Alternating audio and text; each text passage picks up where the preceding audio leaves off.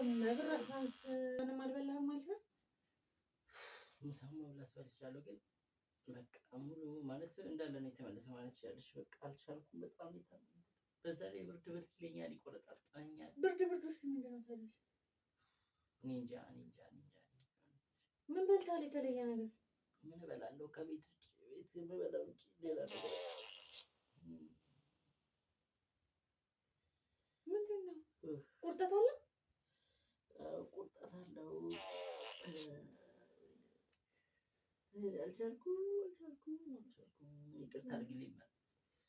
ከአቅም በላይ ሆኖብኝ። ምንድን ነው ይሄን ያህል እንደ አልገባኝም። ምንድን ነው የበላኸው? የተለየ ነገር አልበላህም? ምንም የበላሁት ነገር የለም። እንደዚህ ነው ያልከው?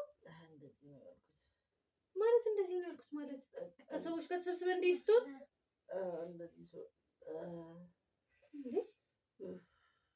ፈልጌ እኮ አይደለም። በእናትሽ አትፍረጂ። አይደለም እሱን ሳይሆን ምን የሆነ ወይ ሐኪም ቤት አትገባም ነበር? በዛ እንዴ አጠገብኛል ብዬ ነው እኮ በእናትሽ። ደግሞ እንዴት ብዬ ቀላል ነው ብዬ እኮ ምን ላድርግልሽ? አረቄ በሎሚ ምናምን።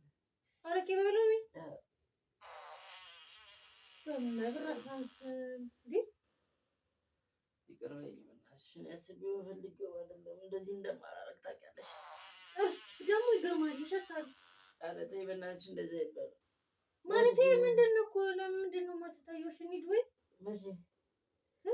አሁንም አይደለም ነገ ጠዋት ካልሆነ እሄዳለሁ። እሺ ምን ውሃ በሎሚ ልስጥካ?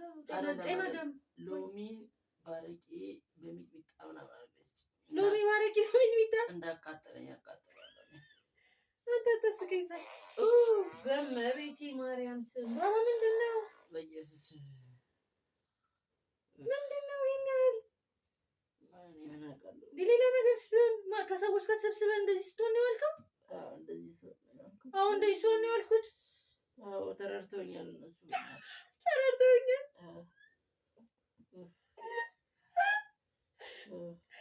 መሳቅ አልፈለኩም ማለት ነው እንዴ?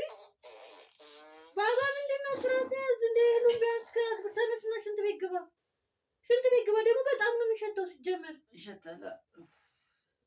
ነገም ድጋሚ እንዳይዘኝ አፍንጫ ያዘቅ